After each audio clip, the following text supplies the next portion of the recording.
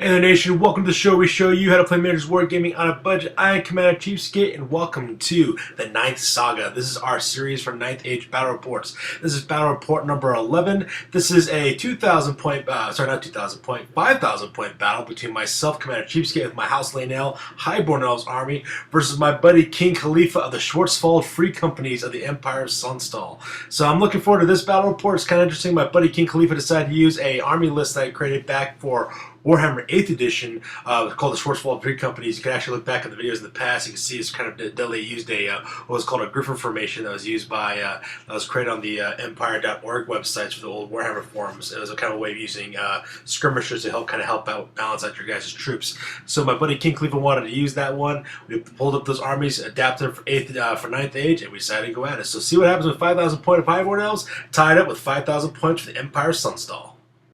Alright, so let's go talk about my army for this one. This is House Laynell, the Silvery Host of Calidor. It's a 5,000 point Highborn Elves army. For my characters of Lord Timon Laynell, he's a High Prince, the High Warden of Flame Honor, Heavy Armor Shield, and the Spear of Blazing Dawn. Next comes Archmage Titos Laynell. He's a mage with 3 extra learned spells, Wizard Master Upgrade, Asphalt Scholar Honor, and he's equipped with the Book of Melodies. Next comes Captain Tanis Laynell. He's a commander with a Battle Center Bear Upgrade, Fleet Officer Honor, Shield, Heavy Armor Halberd Bow, Cloak of Stars, and the Banner of Discipline.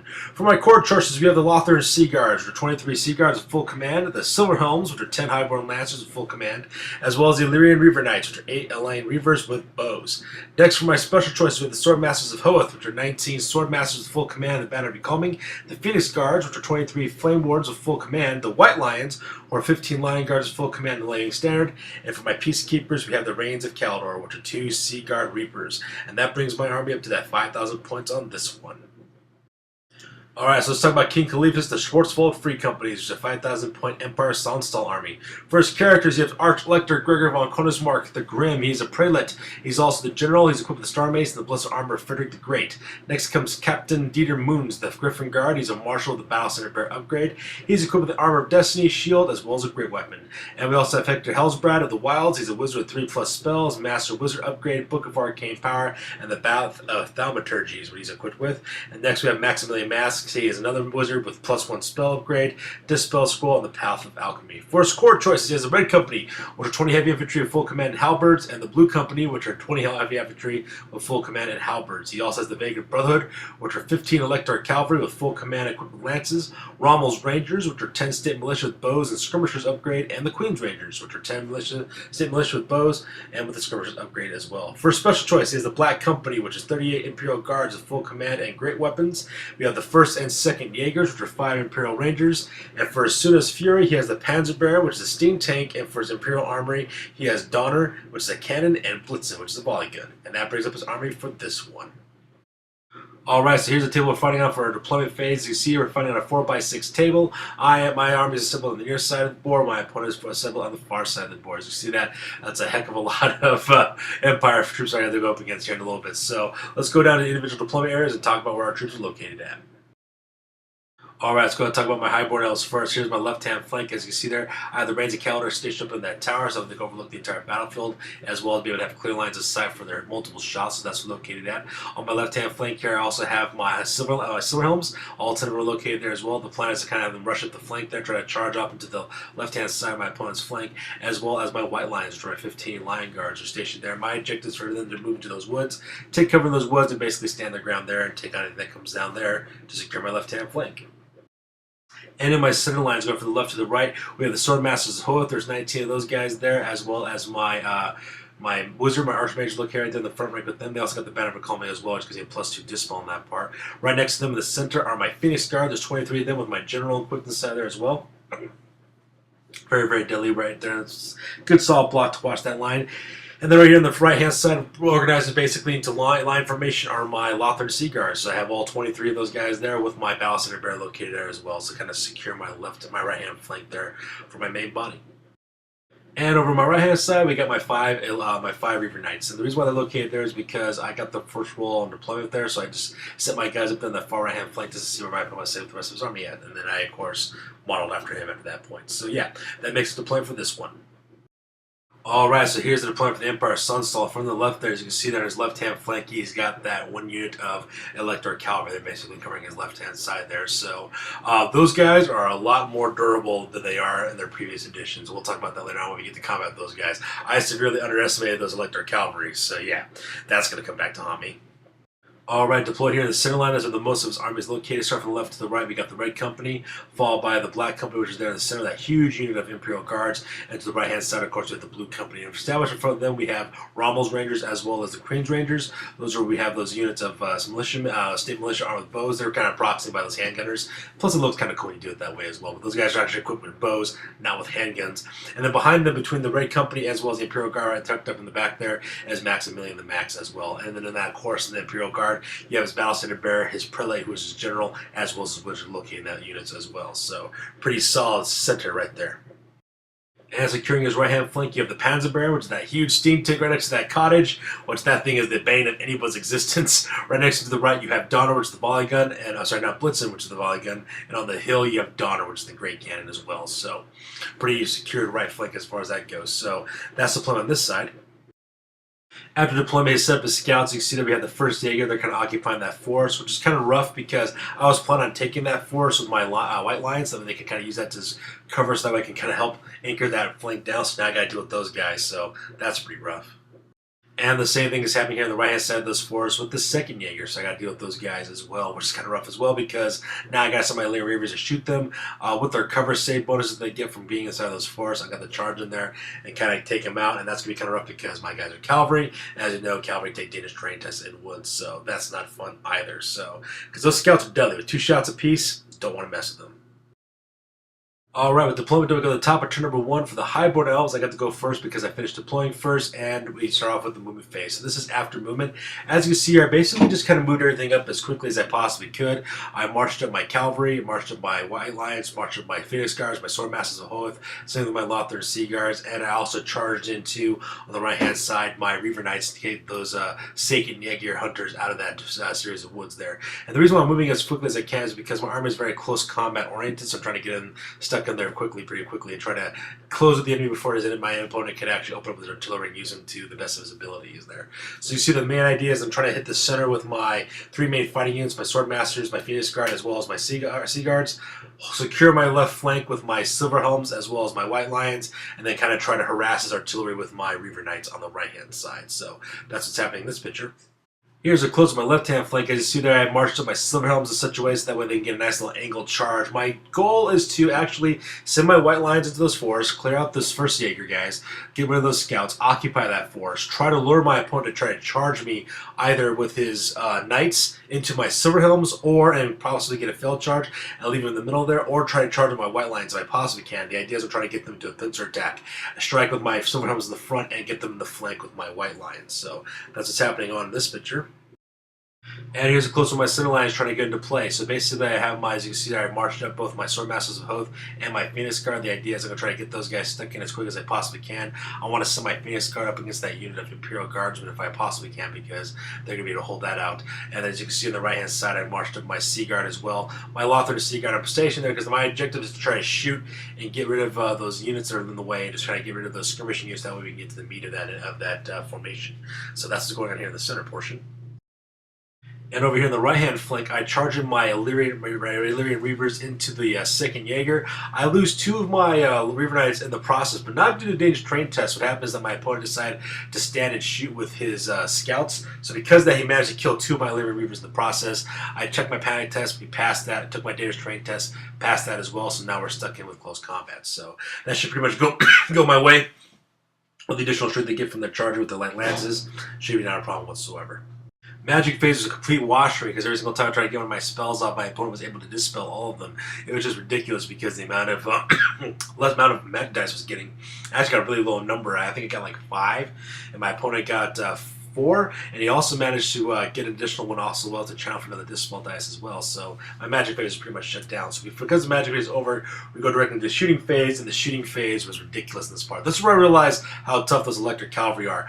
I opened up with my bolt throwers using repeating shot on those unit of electric cavalry, and I usually when we fight against cavalry types for the Empire. They're pretty easy to take out. But these guys are now equipped with plate armor, so now they have a 1-up armor save, which means that these guys at worst are rolling 3-up with my armor piercing for my multi-bolt. So I was like, oh my god, it was ridiculous how tough these guys are getting. So I have totally underestimated how those guys basically work.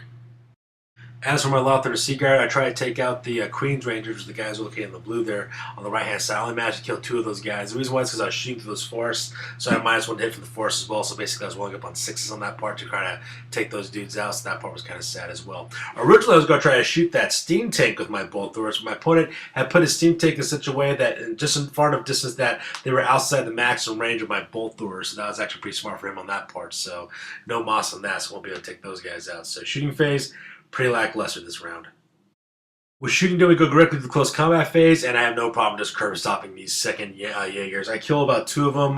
They didn't even kill any of my guys as well. They broke. They had a flee. I pursued. Unfortunately for them, they rolled an 8. I only managed to roll a 6 because my dice abandoned me on that round. So now they're kind of stuck right there in the middle, which is kind of brutal because now we got the huge range of artillery fire pointing down on them, and I'm just not looking forward to that whatsoever. So yeah, that's pretty sad. So with close combat over, we go directly to the bottom of turn number 1 for the Empire Sonnstahl. Alright, as the bottom of turn number 1, after moving for the Empire Sonnstahl, as you can see here, he basically just kind of moves everything up kind of gingerly is basically what he kind of does. Starting from the left-hand side, they see that he just kind of moves up his knights just with a minimal movement allowance, doesn't move very far, gets them set up so that way they can charge either into that forest, so after my white lines, or to my silver helmets, which is kind of sad on that part, so kind of risky there. As you can see, he also deploys his Queen's Rangers as well as Rommel's Rangers. He has those guys move up quickly and to start taking occupying fighting positions in those forests, which will make them stubborn if I charge into them, so that part's kind of rough as well. And you can see that he's got the blue, black, and red companies kind of moving up a little bit as well. He's also kind of moved his steam tank. His steam tank moved kind of lackluster in that period, so they kind of move up a little bit. And the far right-hand side, his bowmen keep his scouts, his second Jaeger, just keep on fleeing in that portion. So that's what's going on in this picture. I'm sorry, I made a mistake here on this left-hand side. Originally, he tried to charge with his knights. That's right. He tried to do a long bomb charge directly into my silver helms and try to get out of the way of that flank charge, but unfortunately he didn't make it, and that's what happened there. So that's why his guys are kind of out of position. That's what's happened on that part. So you can see on the left-hand side, that's a close-up of his knights filling their charge. They kind of stumble forward a couple of inches, and so, which is kind of nice because it kind of sets me up to charge forward my silver helmets. But this whole plan basically can only work if my silver helmets can charge into the front of that unit of knights, and if I also get them to flank with my white lines. So that's the plan there, and so we'll see how that works out. Here's a close-up of his Imperial troops kind of moving up forward here in the center portion. You can see you got his huntsmen. They're kind of located there inside of this forest. He's also got his ranger units moving up as well, the state militias. He's also got his companies also advancing as well. So pretty brutal in that portion. And here's a close-up of his steam dump kind of rumbling forward a little bit, trying to get into advancement, as well as his second Jaeger basically running from the hills. So with movement done out of the way, we go directly to the magic phase.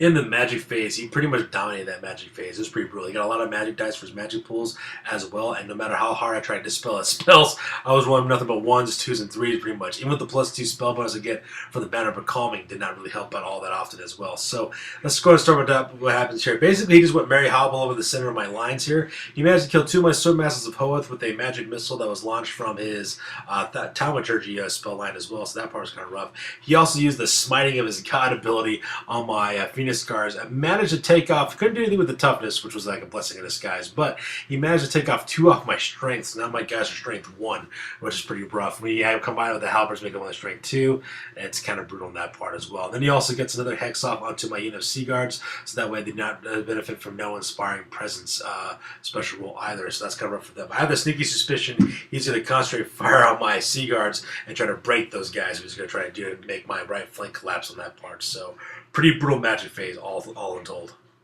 And for the last portion of his magic phase, he managed to get a buff off from his alchemy spells, gave his Imperial Guard a +1 armor save as well, so now those guys are even tougher.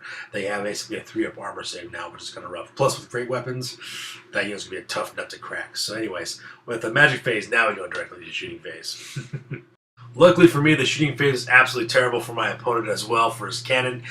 Donner basically tries to open up to shoot with his cannon. He rolls a 1 right off the bat. He rolls in the misfire chart, and he also gets another 1 as well. So bam, Donner is now completely off the table, which is kind of funny for me. Funny to me, but sad for my opponent, so that's kind of sad. So, but you know what? That's the risk you run when you run with cannons, man. They do great when they do great, but when they misfire, they usually do bad. So yeah, that's what happened on this side of the board. However, Blitzen the Volleygun has no problem whatsoever opening up my troops. He opens up with all of his ballistic firing abilities with that Volleygun onto my unit of Seaguard. Managed to kill 9 of those guys and cut that unit pretty much in half, which is pretty brutal in that part. So yeah, it's a miracle that my guys managed to stick it out the way they did. They had to take a panic test from all the wounds they had, so they had to go off of their unadjusted leadership value because they can't get inspiring presence. But they managed to stick it out because of the Battle Center Bear as well, so that kind of helped out, and that part was pretty good for that part. So congratulations, my guys, on that part. My Seaguard also had to withstand another hail of arrows that were coming their way from the Queen's Rangers on the right above them on the other side of those woods. But luckily for me, my opponent had to shoot through the forest, so I had to get a -1 to hit, so a lot of my guys survived that as well. So blessing in disguise, I guess. Alright, since nobody's engaged in close combat, go directly to the top of turn number 2 after movement. This time for the Highborn Elves. As you can see in this picture, I have done some movement, pretty much is what's going on in this photo. First of all, as you can see, I did some charges there on my left-hand flank. I tried to charge with my unit of White Lions direct into that unit of Jaeger, the first Jaeger they're located in those woods there. However, they decided to flee. They got away. I had a test to restrain to keep them from chasing there, and I had to go after another target. But the way that my opponent had set, I tried to roll my dice. The way I tried to do it, I was trying to get those Silver Helmet Knights, but I wasn't able to. Not the Silver Helmet Knights, those Electric Cavalry, but I wasn't able to do it because of the way my angling was, or out of my charge arc. So I just had them charge forward directly into that unit of Rommel's Rangers instead, which are those purple colored handgunners on the other side of those woods. So that's exactly what I did there. As you can see on the right hand side, I tried to do some charges with my center line. Failed to do so with my Swordmasters or my Phoenix Guards charging those guys, so I filled those charge rolls in that. And also on the right hand side, I just combat reformed my unit of Lothar Sea Guards, so that way they can get ready for marching into close combat as well, using the reform command ability that they get from their Battle Center Bear. So yeah, and then on the right hand side, the very far right hand side, I charge my Lyrian Reavers indirectly into that into the volley gun and try to get rid of that thing as quickly as possible. Alright, so here's a close-up of the charge that took place on the left-hand side here. As you see, I charged forward with my Silver Helmets, collided those guys, so I'm looking forward to chasing those guys off with the strength bows they get from the lances, so that should be pretty nice. Now here's the reason why I couldn't charge with my White Lines. I forgot why. Here's why. If you look there on the right-hand side, you have that line of hunters that are basically running away. Well, the way that they're fleeing and the way that they're connecting up with that unit almost, if I try to charge my White Lines, I would not be able to get my White Lines into the flank. I would have to charge into the back of those guys instead, so it didn't really work out. Plus, I can't charge after them once they flee. I have to redirect instead, so it ended up being a complete mess for my guys, for my White Lines. So instead of getting in that weird kind of situation, I just sent them forward directly towards those Rommel's Rangers instead. So my Knights will just have to, my Silver Hounds will just have to take those guys on by themselves. And here's a close-up of my White Lions charging directly into that unit of Rommel's Rangers. That's going to be an easy combat. My idea is to charge those guys, destroy them, overrun, have them crash into the Red Company, and that way I can start putting some pressure on the left-hand flank of that massive unit of Imperial Guards. So that's the plan that's going on this side of the board. And as you see here, here's kind of like the failed charge that went place here in the center portion. I try to charge with both my swordsmen as well as my Phoenix Guard as well. Try to charge into those Imperial Guards, but I failed my charge rolls in that part, so they're not going anywhere. Also, if you look on the right-hand side, I use a quick combat reform using the Fleet Commander's abilities, so that way I can get those guys loaded up into a column formation, and I get basically moving forward as well, because I'm going to try to have them to shoot at those units and try to thin them out as best as I can. So, and plus, as you can see there, I also try to charge them directly into Rommel's Rangers. I failed my charge roll. They opened fire and managed to lose another 3 more of my guys, so that part was kind of rough as well. So, kind of brutal combat going on in this whole situation. Meanwhile, on the right-hand flank, things are going pretty well. I had chucked my Lyrian Reavers. I had them charge directly into the into those into the volley gun to manage to get close combat with those guys as well. As for his second Jaegers, he wasn't even able to rally those guys, even though he had them run. They just kept on running, and when I charged those guys, they decided to flee again. They continued fleeing, so they got off the table and now directly charged into the volley gun. So kudos to me. Once again, in the magic face, my dice abandoned me. I think I got like 2 2s is what ended up happening, so I didn't really have all that many magic dice at my disposal. I tried to cast a magic missile spell to help thin out those Imperial Guards, but my opponent basically used up his dice to get rid of that spell, so that part was kind of rough. However, I did use my remaining spell dice that I had left over to cast my Asphalt Scholar's Drain Magic ability, and that way I can remove that -2 strength off of my Phoenix Guards. So those guys are now back up to normal strength again, which is actually kind of nice. So that's pretty much makes a magic phase in this one.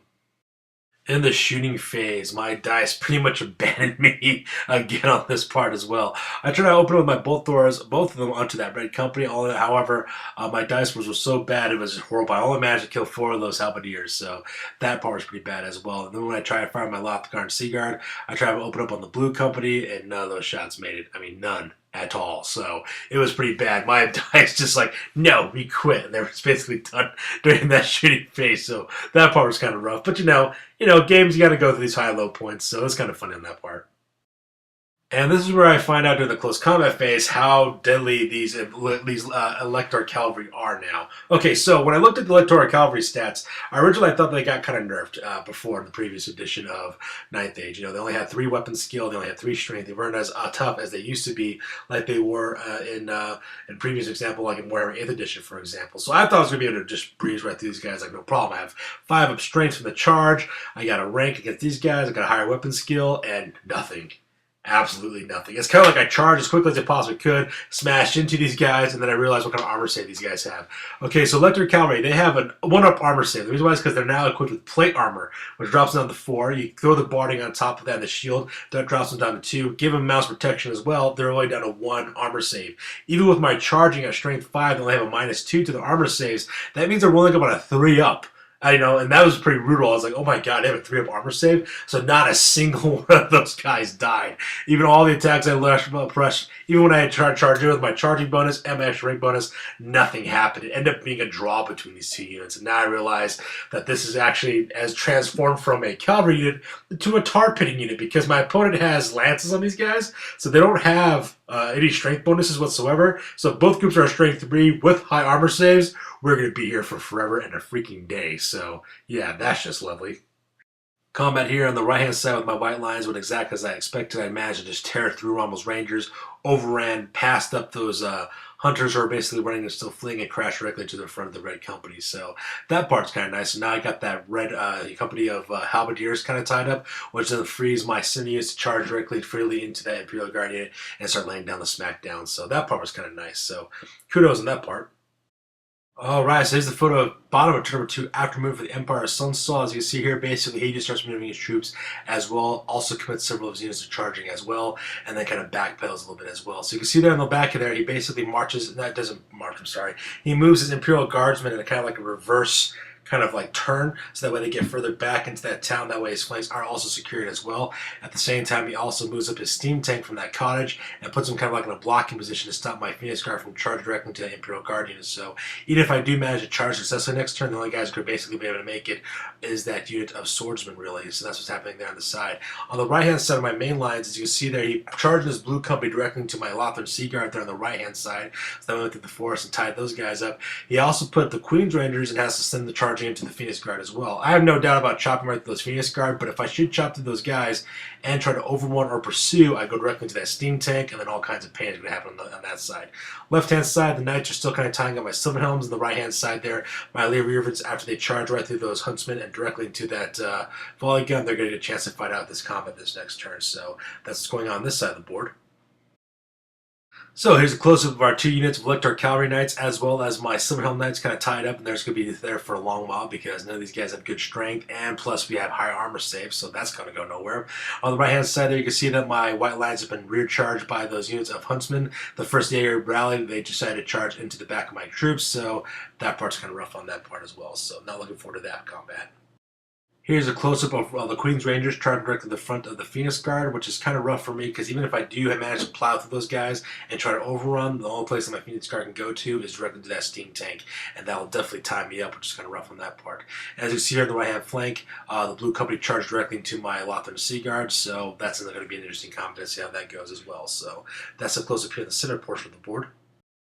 Here's a close-up of his Imperial Guards doing like a reverse wheel deeper into that village, so that way his flanks are protected by both sides of those buildings. He also uses the steam tank to be in a blocking position to stop either my Lothar and Sea Guard or stop my Phoenix Guards from getting the grips into his Imperial Guards. So that's kind of rough. So that's what's happening there. And here's the close of my Lyrium Reavers, getting ready to do combat with that ball again. And that's the mistake that I made. I thought that what happened was that those hunters had fled, but actually I was misinformed on that part. What happened was that my Lyrium Reavers charged into the fleeing huntsmen. They killed them off the pursuit roll, and they overran through those guys directly into the volley gun. And that's what happened. So that's how come they didn't fight last combat phase. So this time they will be able to do so in the close combat phase for this turn. Alright, the magic phase is pretty much a wash on this part, so you really don't have to worry about that too much. So this is a photo that took place after the combat phase. You can see there lots of units have basically been destroyed, been taken care of. A lot of my units are still left on the field. A lot of his units are now gone, so basically as you can see in this picture, the only thing he has left is his electric cavalry there on the left-hand side, and his red company there in the center. He's got his wizard Maximilian Max standing by himself, his Imperial Guard, his steam tank, which is the Panzer Baron, and that's about it. Everything else has been pretty much destroyed at this portion. And as you can see there, I kind of basically just charged my overran with my Lothar Seaguard. Almost crashed directly into that side of the steam tank, which has been kind of rough. But yeah, that's pretty much going on this side of this picture. And we're still pretty much tied up here between my Silverhelm Knights as well as his Elector Cavalry.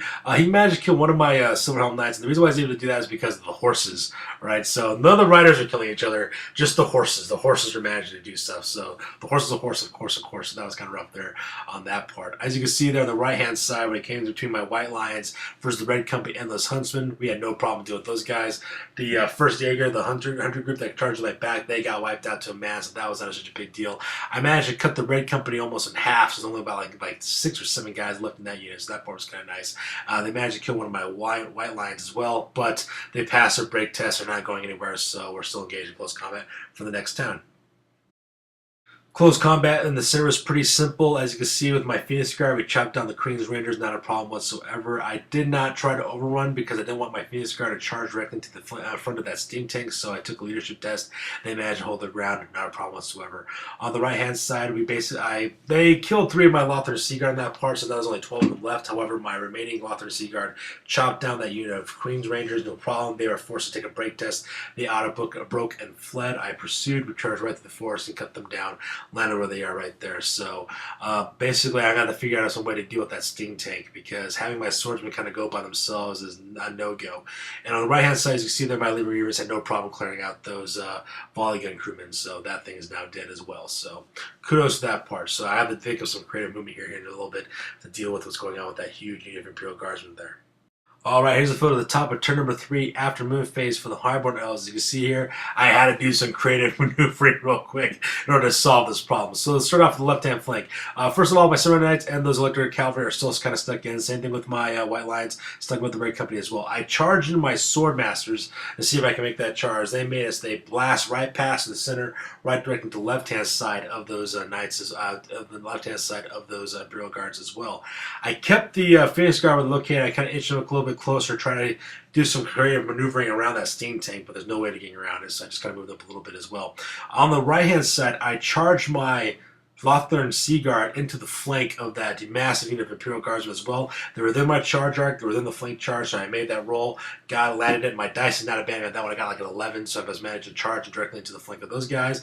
And then as you can see, I moved up my Lyrium Reavers up to the right to get into that right-hand flank of that steam tank. I really don't want that steam tank to come charging at my dudes, but it looks like next round, if this goes another round, I'm going to have to do so because that steam tank is probably going to come there towards me.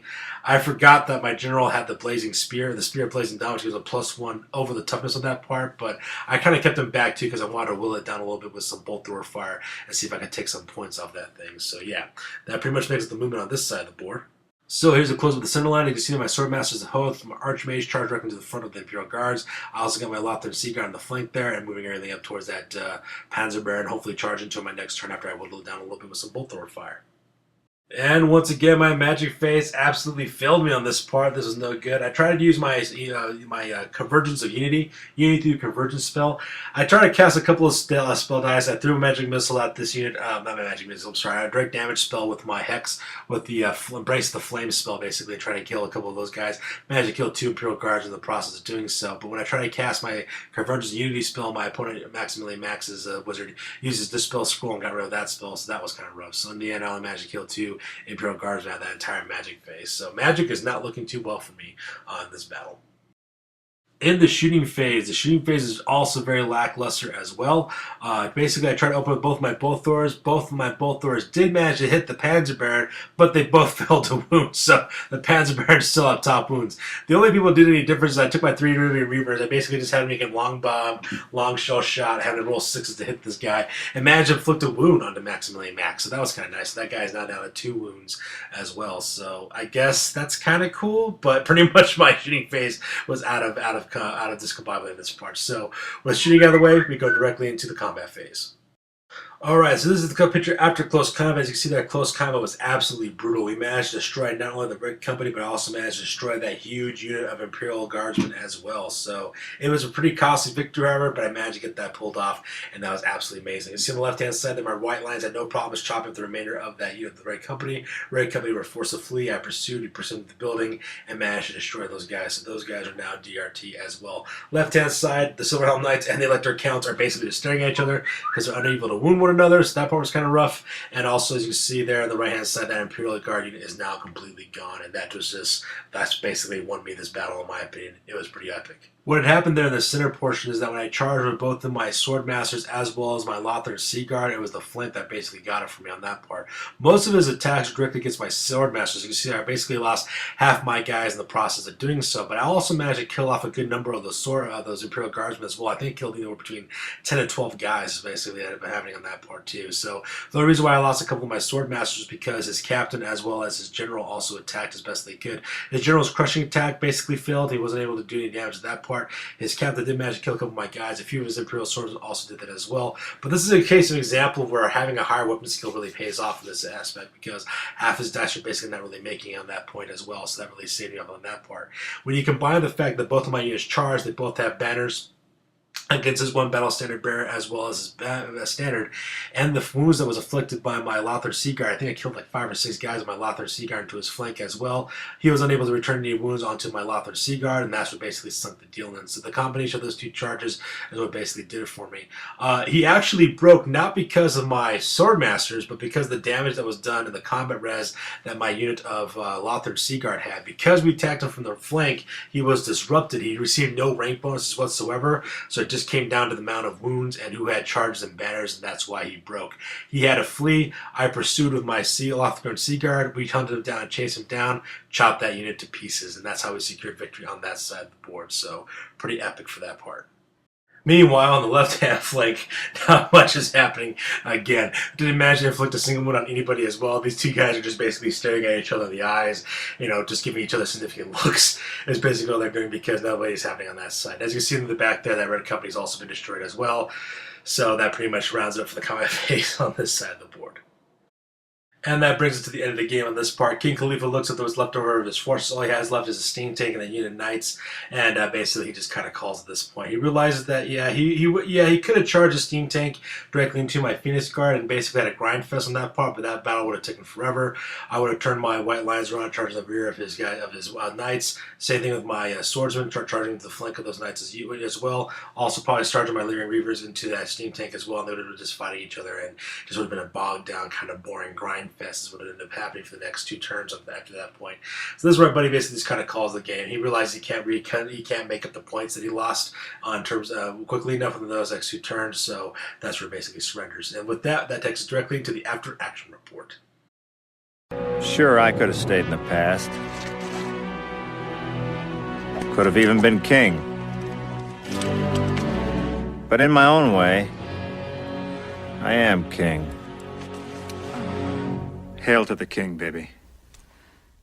Alright, now it's time for the after action report. This is the part of the battle report where we talk about what went well, what went poorly, what we can learn for the next time that we do battle with this army. So for the after action report for this one, first of all, this was a pretty tough battle. The reason why is because my dice abandoned me in this one. My magic spell was a wash for the most part because my opponent kept on dispelling my spells and all kinds of nonsense of getting low magic pool dice, and the way that I was rolling my spells, I was rolling a bunch of really low rolls, so it was pretty bad though. So that part was kind of stuff on that part. When it came to the actual battle, however, keeping the steam tank back is what really was saved him in this one. He kind of delivered it. I think he kind of positioned his steam tank a little too far away from the main battle line.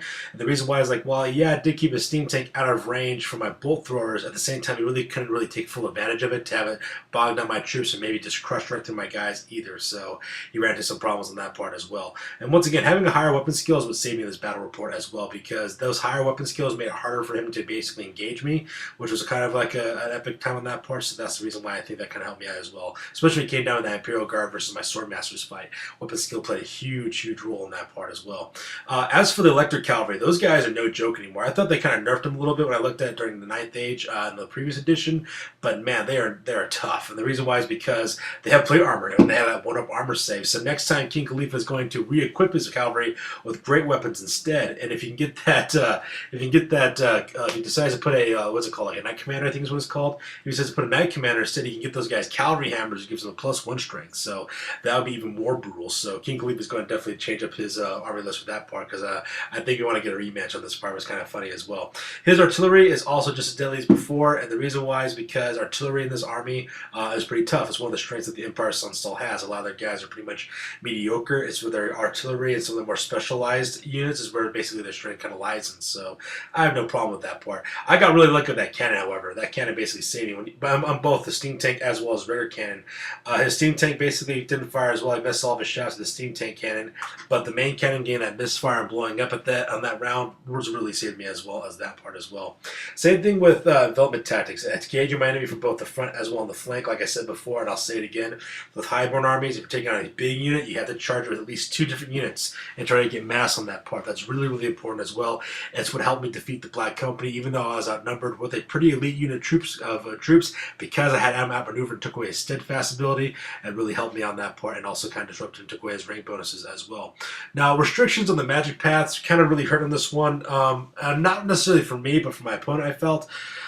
King Khalifa was a little frustrated when it came to choosing out his magic for his Empire army, because usually with that army list that we developed, it was usually we used life as well as alchemy, and he didn't have access to the life path anymore. He had to basically choose between thaumaturgy, pyromancy, or divination, I think is what it is, or alchemy. He didn't really have a chance to get to use the life path anymore. I think that path's called Druidism now, and his army doesn't have access to it, so it doesn't make his troops as tough as they used to be. So he was kind of frustrated in that part, but we'll try to find a work around that part. Magic in this version of the 9th Age doesn't seem as important as it did in previous editions.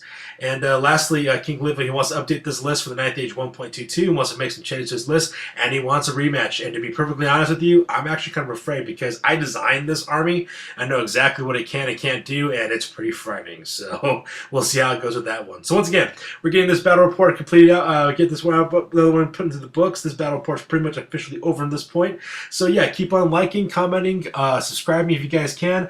This is ending up being even better every single time you guys put your input in there, getting the games out there. It's getting a lot of fun on this part. So yeah, once again, this is Commander CheapSkate. See you on the next one.